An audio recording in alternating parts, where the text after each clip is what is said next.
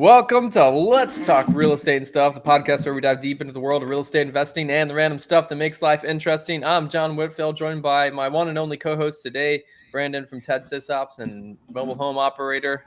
Carlos is yet again out in the world visiting with real estate investors at events. He is in St. Louis. Pretty cool hotel. I don't know if he showed you the pictures. I saw some in our company Slack, but pretty neat looking hotel that they're at this time. I've only been to St. Louis once. When I was little, my uncle took me to do the Arch. That's the only thing I remember of St. Louis was going to the Arch. I haven't done. I don't know if you can still go up, but like we went up to the top. It was like the first time I ever did something like that. So St. Louis, that and Nelly, Nelly.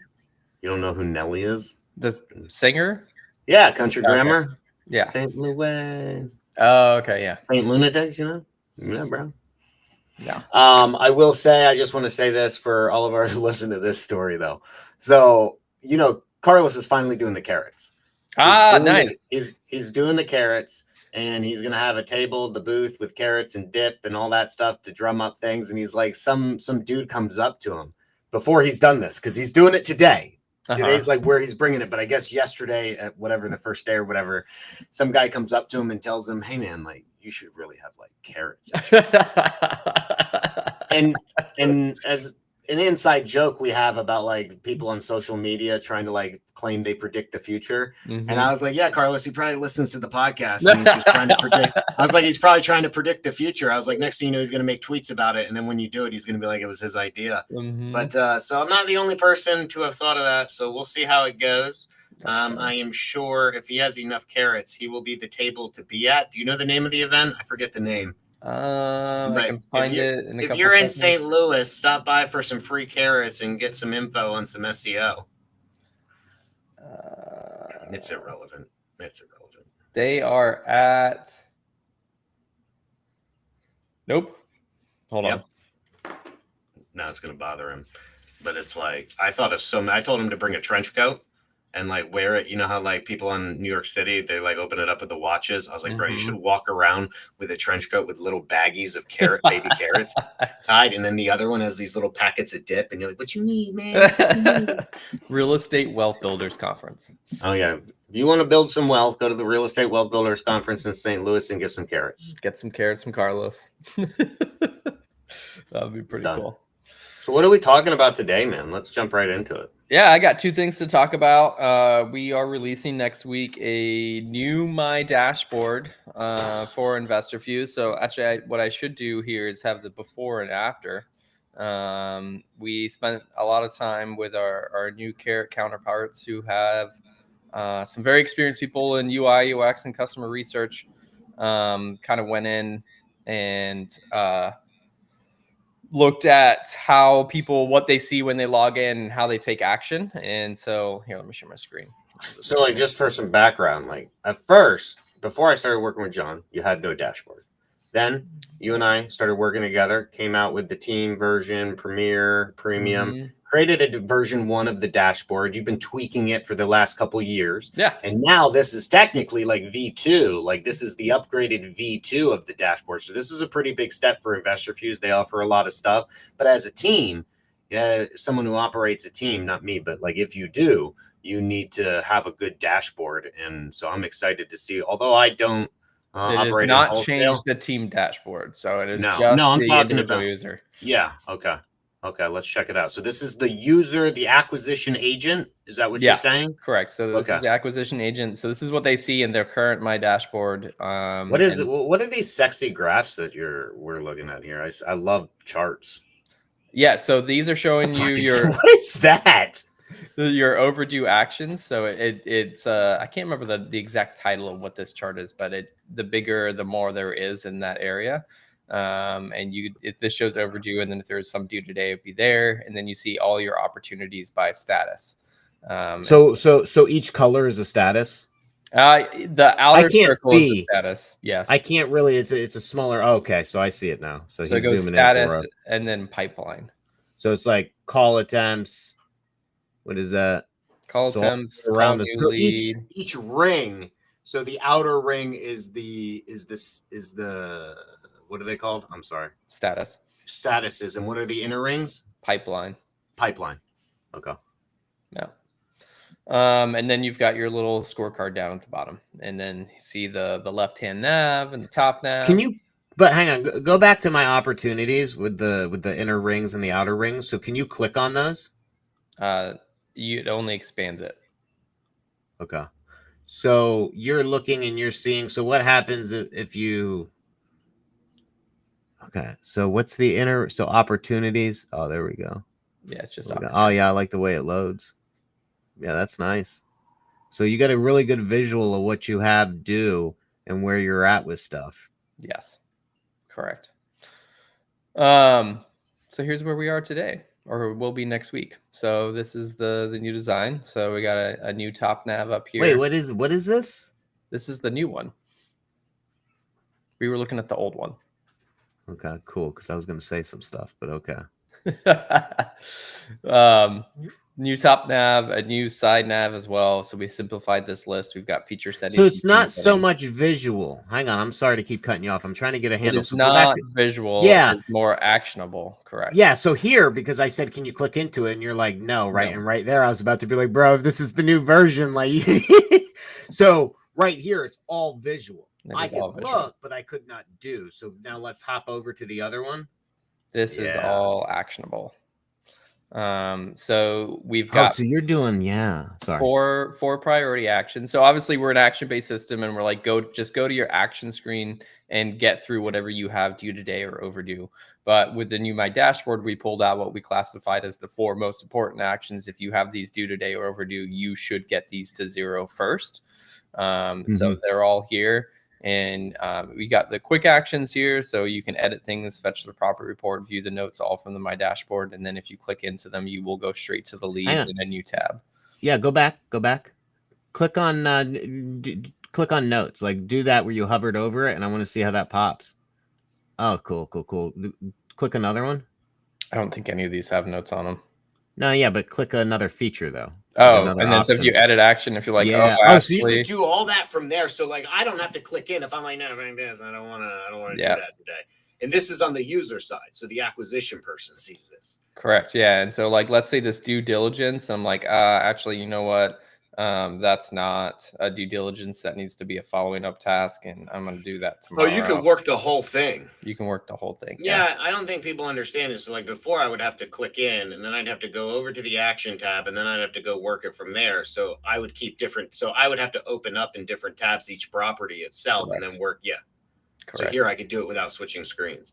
And so what happens if I have like, because let's be honest, these numbers are unrealistic. I'm going to have like 20 overdues, right? Does it scroll? Will it scroll? Can I scroll through as these top ones don't scroll, but you can go to view all, and it takes you directly to a filtered list in the actions for just that action type. Cool. Yeah. So the goal is 0. The goal is 0. Yeah. And if you get to 0, you get you get a carrot. You get a carrot. You did it. Good job. Oh, is it really? It was. Yeah. Did you see it? Yeah, I saw it. I was joking, but now I see like it's actually a fucking carrot. Yeah, I got you. It is a carrot. Yes. I was just making a joke. Yeah, that's cool. So what do we got below it though? What's this 7? So this shows you all your new leads today, and they will always stay there. So however many new leads assigned to me. Assigned to you, yes. So throughout the whole day, let's say you get 20 leads throughout the day, it will always be here in this 20. So you have a list, and this list does paginate through, so you could always see the new leads and how does it quickly link to them. Is it just the day they were created, and you're currently the opportunity owner. Yeah. So if I go in, depending on how you run your team, right? InvestorFuse has some options. So you could go through and you could do a direct assignment. So as an owner manager, you could say new PPC leads go to my, Brandon, he's a stud. So I'd see that there. But what if they do it like the old way I used to do it, where they go into a bucket and the person has to select that lead. Once they select the lead and assign it to themselves, then it shows up, even if they're working it, because it's just based on the 24-hour period. Just based on the 24-hour period. Yeah. I like that. Yeah, that's nice. Yep. And then it will show you your all-time uncontacted leads. So and we did this because we took this design to several people and we're like, what do you think? And one of the feedbacks that we received is, well, when I come in on Monday, I want to know everything that came in from when I left Friday, and new leads today isn't going to show that. So this will just show you all of the opportunities that you are assigned to as the opportunity owner that are still in the uncontacted status. Yeah. So I'm just thinking here, and I'm sure you already thought of this, but you're going to replicate this for the manager view where I could see that for all people. Yes, we will be taking a lot of this into a manager view. Yeah. Yep. And then you've got your reply to sellers. So if you've got any reply to seller tasks, those will let there. And then this is a new feature. So this is stale leads. Ignore the words. We're still fixing this stuff. But let me load it up so I can read to you exactly what it is. So this is all based off of the last touch date. And what we have is critical attention are leads that you haven't touched for 30 plus days. Recently inactive is leads you haven't touched for 15 to 29 days, and the need follow-up with leads that you haven't touched for 5 to 14 days. So these will all they'll show the number of leads that are in that, and it will take you to a filtered list of opportunities. We've included a new touch date filter inside of the opportunities list. Like it. A lot of stale leads. And then you got your pipeline. So this is just showing you. So this is kind of similar to where would I have it? It's kind of like this. But what we wanted to do was give these little benchmarks. So we took some industry stats. Basically, I looked at well-performing teams, well-performing acquisition managers, looked at their pipeline of leads, and came up with an average kind of benchmark of where you should have your opportunities based off of percentage. So that's what these lines so it's not numbers, it's just lines. So basically, well, these are numbers. So these are showing you like I've got 2 seller appointments, I've got 1 following up an offer, 1 offer creation, and then the lines are showing you the benchmark percentage. 4%. Yeah. And when you hover over, it tells you. Correct. Yeah. These aren't clickable yet, but we do want to make these clickable. So if I click this, I can go to all my new leads, all of my following up on seller. We just have to program that in. What's down below? You got some quick insights. So there we go. So this is just showing you some stats from the week. So how many new leads, how many actions completers, how many seller appointments created, and then you've got your lead to speed, how many sequences you started, how many touches per op, and how many dead opportunities you got. Gotcha. And then this last one down here that's not shown up yet, that one will just have video tutorials. Video, like help. Yeah. Using the system. Yep. Yeah, I dig that, dude. Much more usable. Mm-hmm. Yeah. I like that. And then we do have my scorecard over here, so people still use this. So the scorecard is still available if you're on a plan that has access to it. But this dashboard will be available for everybody, no matter the plan they're on. Yeah, I like it. Is anybody using this yet? Beta users?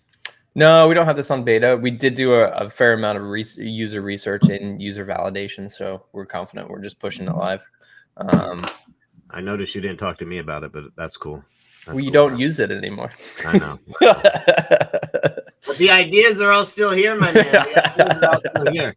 No, I mean, before, like, it's all about action and function for me. Mm-hmm. You know that, like, and this is very actionable and functionable. Like, you could use this as your, what I always talk about, like your home base, right? Like your foundation of where you go from. Like, you need a home. Yeah. When you get into your CRM, and like a lot of softwares get you right into like the lead or something. And there's no real home. Like Podio was like that. You get into that list and then it's just all messy. Mm-hmm. I don't know any other softwares how they do it, but yeah, because I went from Podio to this because I just wanted something straight for sales. Yeah, this is a lot more actionable than this dashboard that we have currently. So very excited about it. It's gonna be good. When's it going live? Next week. Monday's the goal, but we still got a couple things that we're touching and finishing up on it. So it might be Monday, Tuesday, Wednesday, something like that. Yeah, I dig it, dude. Yeah. You gonna do a webinar release? Not that anybody's told me we're doing. I'm not in charge of that stuff anymore. But yeah. So what else you got planned? There are kids screaming at your house.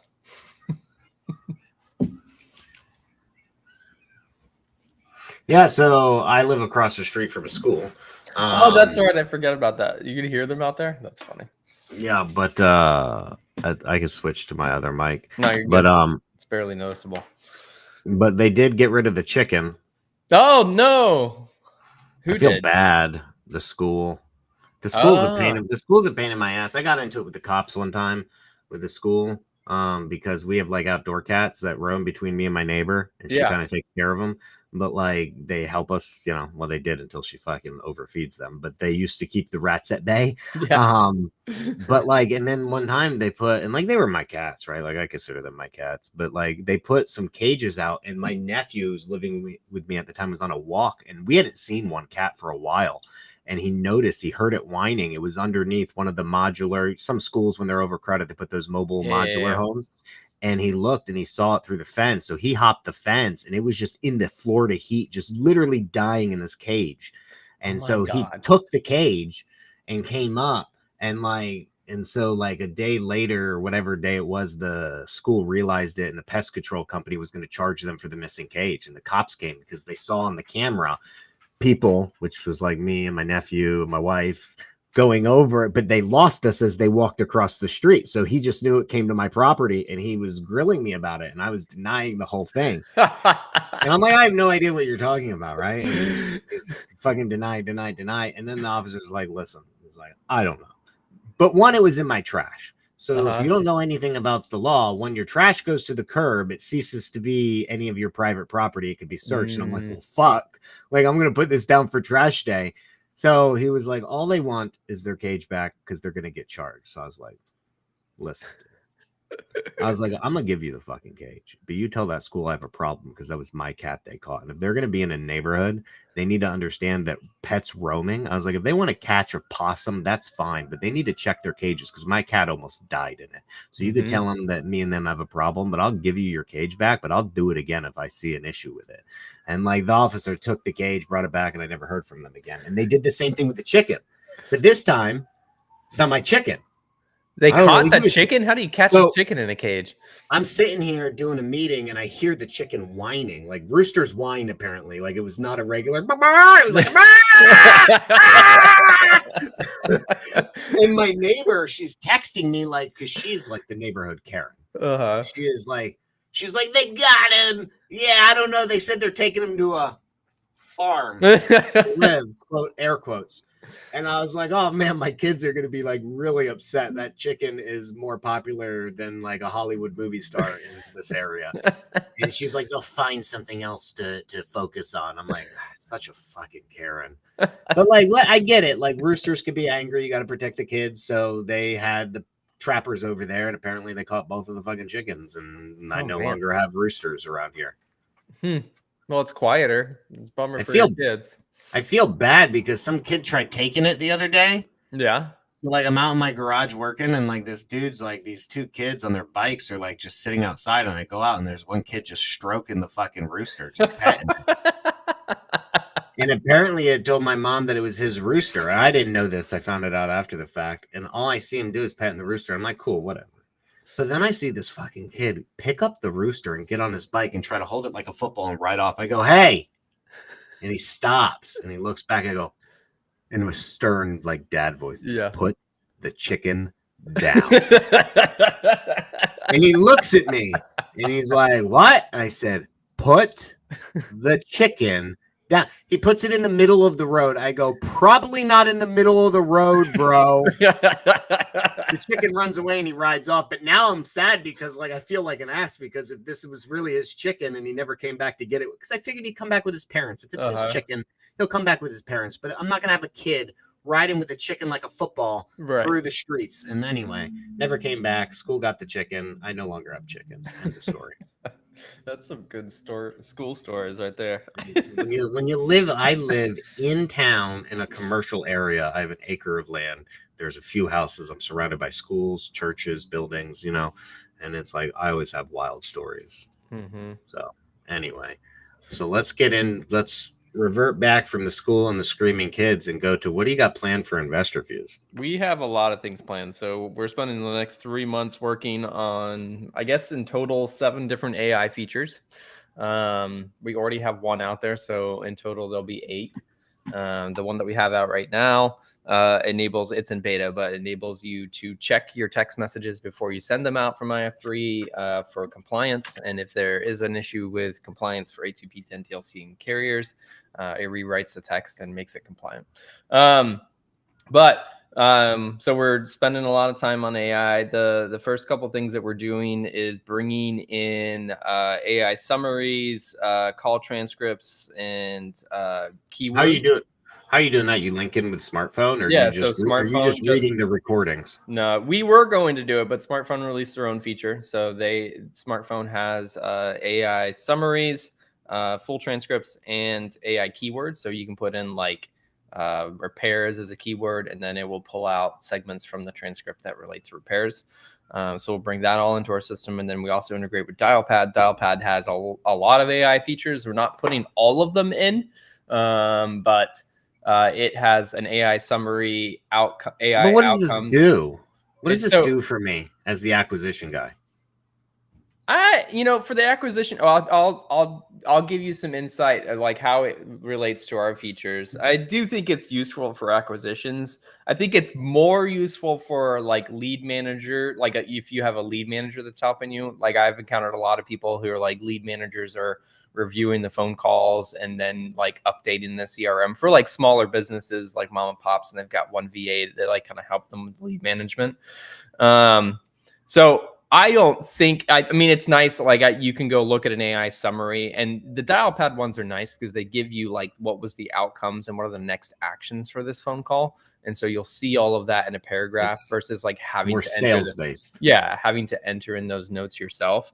And so you'll be able to open up all of those inside the activity and communication log and view them. But where they come into importance for us is how they relate to our AI features. And so one of the first ones that we'll be doing is an AI summary of the opportunity. So focusing on what's the communication like, what's the seller's motivation, what's the property, what is the like acquisitions, and just giving a little summary of it so that you can read it at a quick glance and get an overview of the opportunity. But we will then also be taking all of those AI summaries and be able to put them into our autonomous lead manager, into our AI lead scoring, into all of our other kind of AI features, as well as like we're doing a user analysis AI. So analyzing what it is that your users are doing inside of the system. How are they talking to the sellers? What are they missing? That type of stuff. How are they interacting with the CRM and being able to get reports of them? So I understand what you're saying is in like how they're using the system. Like, well, maybe I don't understand what I'm saying is if I understand it correctly, how they use the system, your AI is going to be like, they're spending this much time, they're using this, they're not using this feature, they use this feature a lot, they take a lot of notes, they don't. So as a manager, you can review that. Now, one of the things I was thinking that when you say that you were talking about the calls, what about sales training? What about sales training? Like, like on the phone person that's giving you advice? Like when you're on a call? No, after the fact. Oh yeah. So that's what we were talking about. So our user thing, we want to start it to be more manager focused. But we do want to evolve it into sales training. So, but we need to get its analysis done first, and then you need to train it. Yeah, we need to train it, and then we can start working it towards being a sales coach. Yeah, because essentially you need to be able to gauge gaps in pauses, gaps, stutters, repeating. Are they using the right terms? You should be able to upload a script. Are they following the script properly? What did they miss in the script? Even if it's not verbatim, right? Like here are the main categories they need to go over. And so then you can give me a review and be like, this person didn't do the intro. They didn't do the setup properly. They didn't do all this stuff. I would imagine if somebody hasn't, there's probably a sales guy out there trying to create something that does this. So Dialpad's doing it? Sort of, to some similar. Hang on, I got to get to the right page, and I only know how to get to it from here.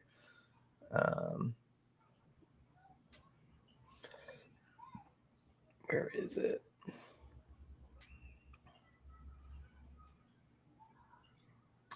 What was it called? But I mean, it would be a huge benefit, right? It'd be like, because when you're talking about lead managers reviewing calls, the only other person who reviews calls would be somebody training like their callers. And this works for cold callers. I know that's kind of dead, but cold callers and sales guys have just, you know how long it takes you to have to listen to calls, to then write notes, to then go talk to the person about, and then help them with it. Whereas if the AI came back and was just like, hey, here's what they didn't do, I could upload my parameters. You can't. This is what I'm talking about. So Dialpad has this. It's called playbooks in there. It's not 100% what you're talking about, but you build a playbook and you kind of say, what is it? What's the questions that you need to ask? And as you're on a live call, it goes through and checks off what you've done, and then adds in the summary of what it is. What was the answer to the question? Dialpad, huh? That's and you're gonna bring that over. Yeah, we could integrate the playbooks. I don't see 100% the purpose of having this in yet. I need customers to use this so that I can then play around with it. I 100% see the use. Like, I mean, bringing it into the call transcript kind of summary. So like whether it's in that area or a separate area, like think about like some of your bigger teams, right? Like you don't need it so much for your skilled stallions, right? Like but as you're bringing in people and training them, a lot of time is spent getting that person confident and using it. And so in order to get them confident, you have to review the calls, you have to go over it and practice it. But that takes a lot of time. If you have 2 or 3 sales guys making dozens and dozens of calls every hour or every day, it's like you got to review all of them. Or most of them, right? Like you look at the time and you're like, okay, well, if this one's like under 2 minutes, they must have messed up on the intro or something, or why didn't it qualify? Right. And so like now you have something telling you, here's what they did and didn't do.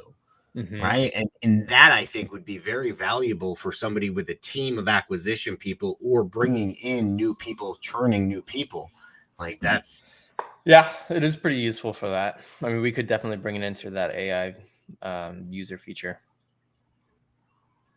Yeah, I mean, because again, your people that have been with you and are getting a lot of deals, they're gonna have their own style. They don't need that per se. They're crushing it, or they're already skilled. Right.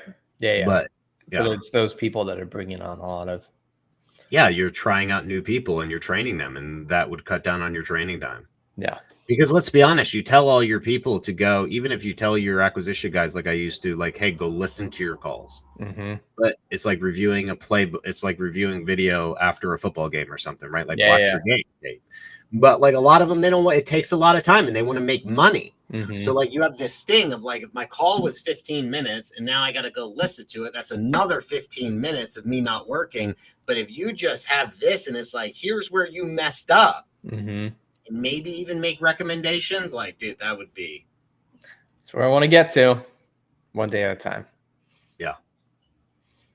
But the feature I want to talk about is the one that we are going to be working on next. And I've worked with a team to kind of build up, and we kind of have in an alpha state right now. So I would say you're local, but I mean, maybe when you do other markets, but so this is, I would say, a little bit more useful for nationwide where you don't necessarily know the market you're in, but it's still useful information. And so it's a property analysis. So it goes through a big prompt and a lot of different steps. And it will take a property address and it will go research it, research the market, research the area, give you a summary of all of that, as well as a recommendation price range at the end. So give me an address. 941 Potomac Street, San Antonio. Do you know the zip code? No. I can if you want it. I get it. I don't know. That was a while ago. 7827. I got it. Okay. All right. It's Texas, which has rules on data. Do you want something in Florida? No, because that's not going to matter anyways, and I'll tell you why once we get through this. So it goes through and it gives basic property details, a market value, local economy if it can find it, rental market trends. What's the market? What's the ARV? Hold on. The ARV, it has typically selling between 150 and 250, as is data not available 120 to 160. We'll get to that. Hold on. Yeah, market risks, crime rate, school ratings, cash buyer activity, and then it gives buyer price recommendations, moderate rehab scenario, repair cost estimation, ARV 210, maximum allowable offer of 84. Final purchase race 80 to 90. What's the repair estimate?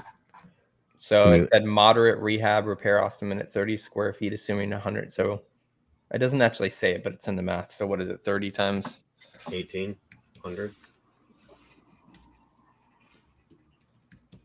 37.5.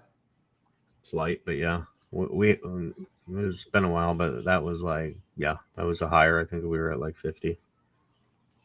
So but yeah, I get what you're saying. Is the pricing accurate? No, but yes. Okay. That's what we're going for. So it's tech. I mean, I can give you. Let me give you a different one. Hang on a second. I can give you this one. I love it. Yeah, I mean, obviously, if we have one that's in Florida, and I do have one.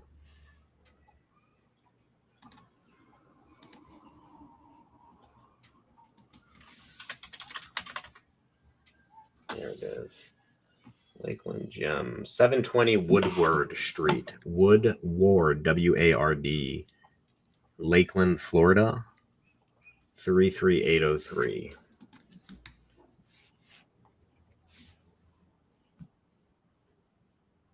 I was thinking about flipping this one. I don't flip anymore, but it's down the road from me, and I was like, dude, I'm not doing it, but like I got tempted for a moment.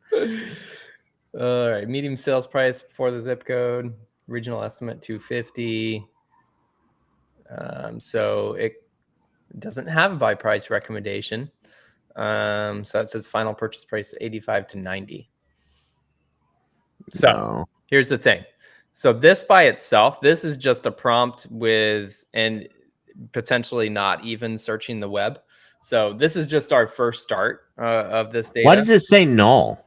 Because it can't find anything. So, and we specifically give it instructions that if it can't find data, to not make up things, because it can do that. And so what we're going to do, this is just the prompt of like, here's the information we're looking for and what we want back. What we're going to do is send this through an agentic model that does actually fully search the web as much as possible. We're going to give it our property report. So when you go into the CRM and you go to an opportunity address and you pull the property report, it gives you all the property address as well as comps. And then we're also going to give it, I don't know if we've shown you this yet, actually.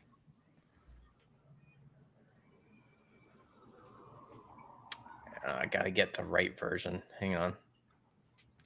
Just FYI, for your new dashboard, while you're looking for this, chickens eat carrots. So there might be something there. Chickens eat everything.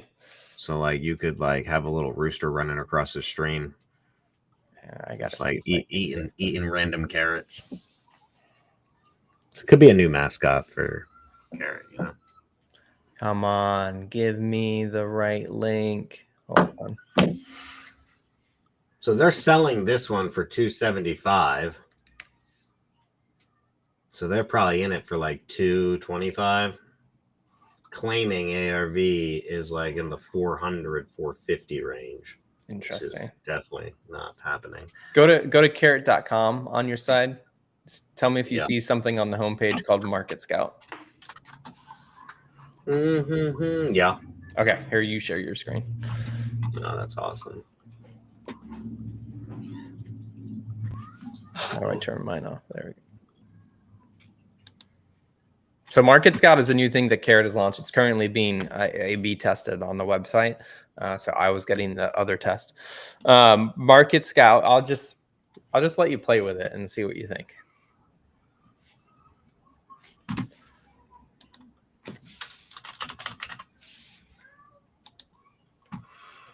So you put in your market that you're interested in or want information about.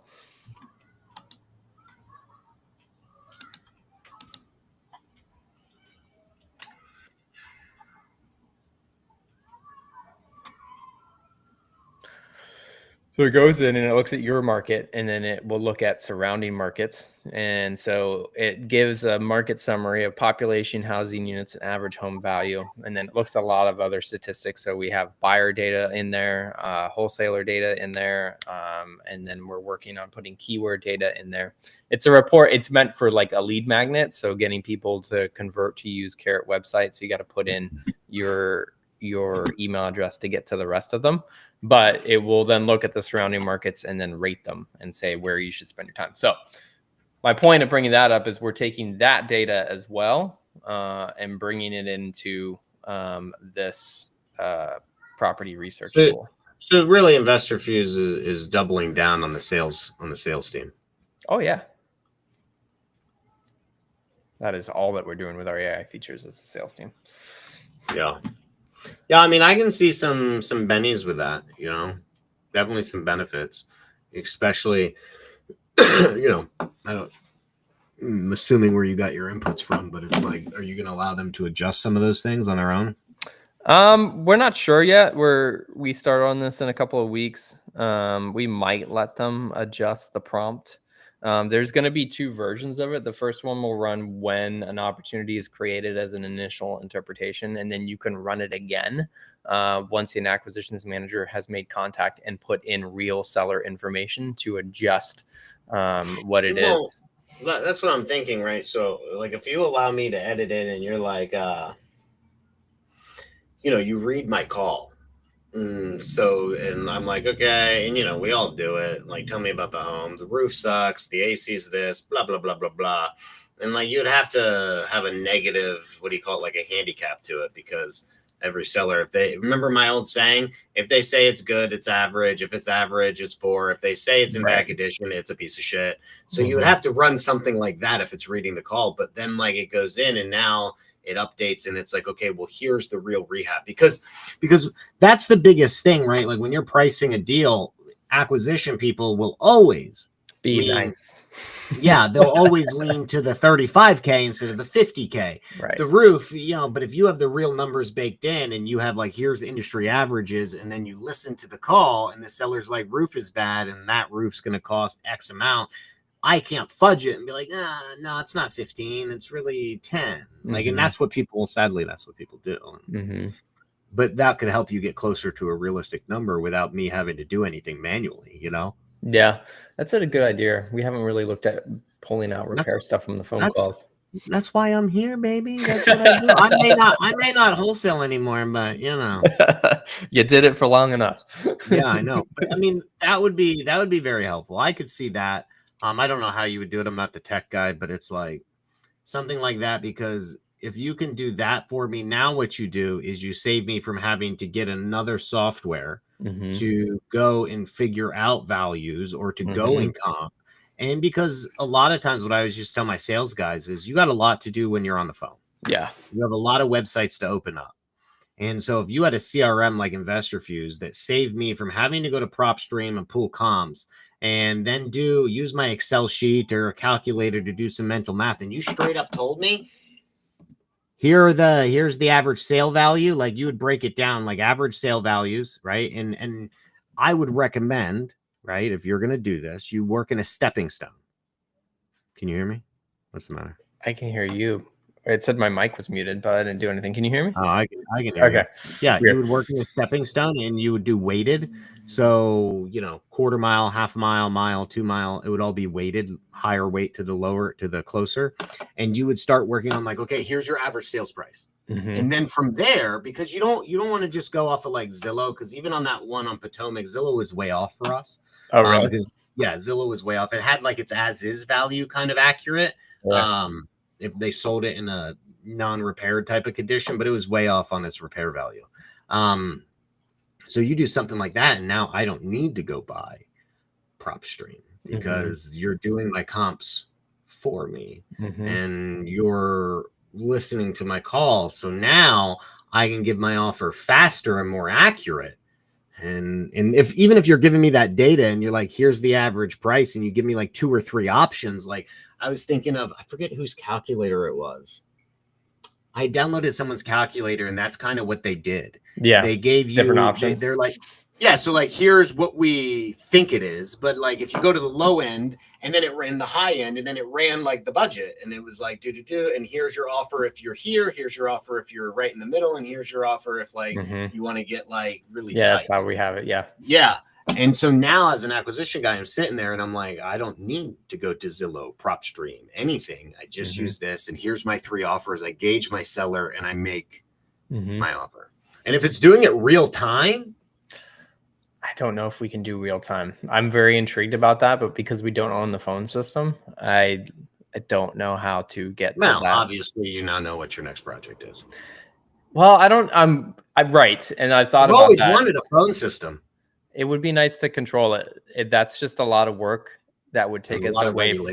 Yeah, that would take us away. What I'm interested in though is, could we install something inside the browser that can like Crisp? So Crisp is the AI tool that I use to like sound cancel on my phone. And what it does is it enables me to pipe all my audio through Crisp and then inputs, and I choose the inputs and outputs. So if we could do that because smartphone and dialpad, they're doing it on the computer where they're using the CRM. So if we can get the audio in and out, but they're still using smartphone or dialpad, and we could listen live. You're kind of the middleman, the live listening somehow with a different app. That would be either that or Trevor just goes and buys one of them.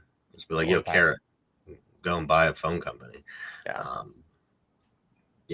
Because I know a lot of offers don't happen on the first call, but there's still some that do. So I guess you could do it in phases, right? Like phase 1 is you're going to give the prelim without any, and here's just your industry average type of thing. Here's the average of repairs. Here's the average of the ARV. Here's all this, but it doesn't know the exact stuff because it's not updated to the live call. So at least when I'm there, I have some basis of like this, and maybe I just do some manual adjustment. But I do see it. Even at that stage, I could see not needing PropStream. If you could tell me my comps without me, I mean, and that's as a software, that's now your value pitch, right? It's not even about your software now. Now it's like, hey, you use us, you don't need PropStream, you don't need whatever. Because there's, you don't need a spreadsheet for your offer calculator.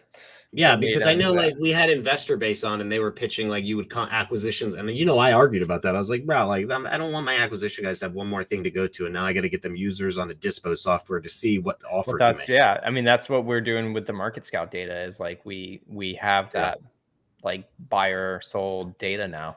Yeah, because I'm imagining, and I don't know, and you don't have to answer, but like if anyone knows data comes from like the 3 big sources. They come on down to like the middleman sources, which is like PropStream and Batch and all them. And a lot of these companies that are buying this data are probably buying it from either the top or one of the middles. And I forget the other company we always talk about. It's escaping me at the moment, but they always have I can't think of the name, but a lot of guys what do you call it? Fund or fill their database in with their data. And if you have that, Adam, it started with an R. I was trying to think of the name of it. Like First American or First American, all those ones, but there's somebody else. You and I have talked about them numerous times. REI API. Oh, yeah. Vince's data.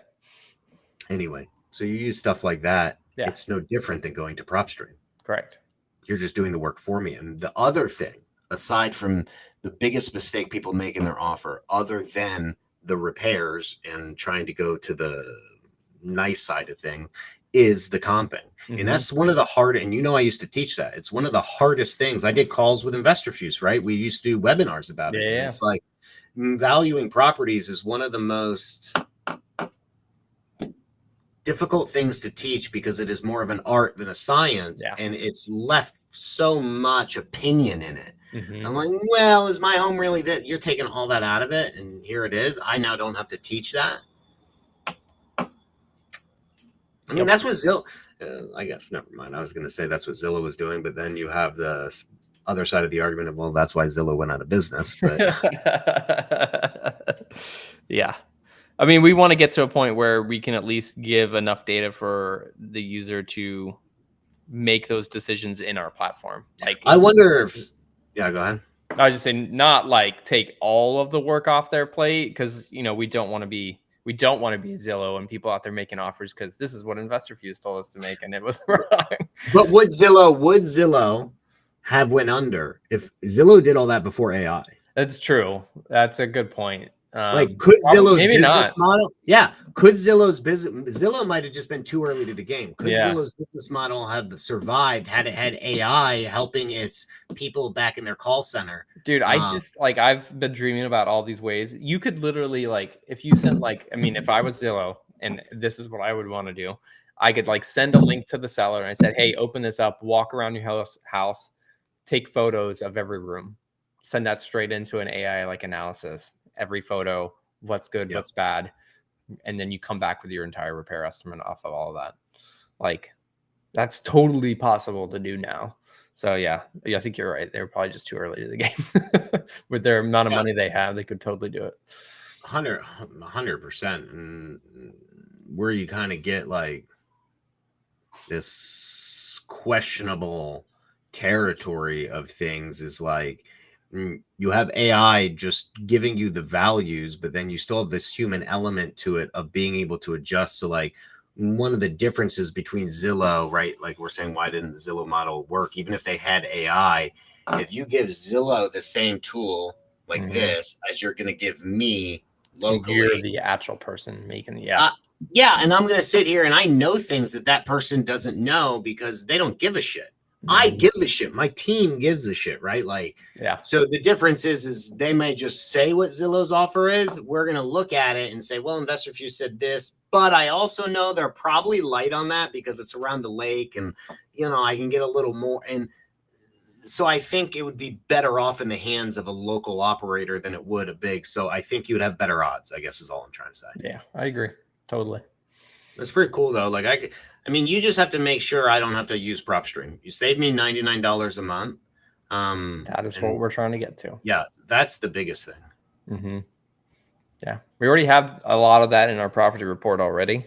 We already have comps there. There's an extra level we can do to the comps, which we need to, so that you can actually do your own comping. You can actually put in your parameters, and then we can give all of that to the AI to use as well. Yeah, I could see that. I could see that for sure, dude. I think that's pretty clutch. I was looking, it doesn't matter. Zillow, I was going to say Zillow's about to have some issues too, because they're, I'm looking at your cat in the background, but Zillow just made an announcement that they're going to start taking off listings of regular people. They want it to be because of the NAR and the whole MLS clear cooperation. And they're making an announcement where they're considering removing non-listed properties from their site, which is really weird. So you wouldn't be able to go look up your own property and what estimate? Put your own property for sale on there. Okay. Realtor. Yeah. Interesting. Which I think is probably the dumbest thing you could do. Why would they want to go in that direction? I don't know. I honestly don't know. I don't know. That's pretty bizarre.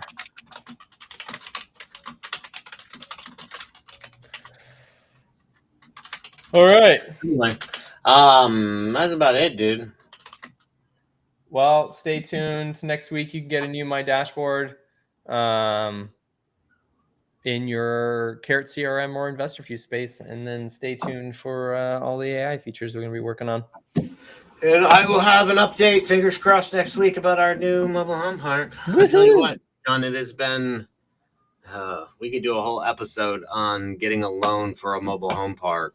That sounds fun. I'd like to learn about that process. Yeah, I was just talking to some dude who DM'd me because of all my content, and he's like, I'm trying to buy this, but, how can I get a loan? And I'm like, how many parks do you own? Mm-hmm. He's like, this will be my first. I was like, you're not going to get a loan. And he's just belligerent.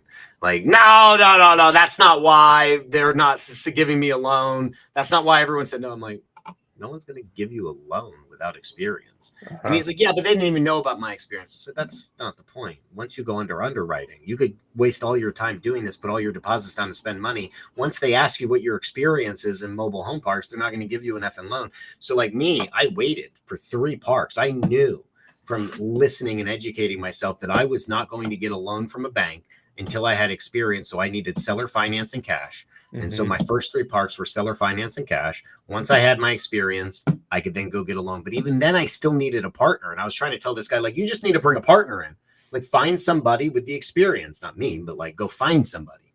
And that's really what you got to do. But like, dude, it has been, but anyway, I've got like, this is my 3rd extension.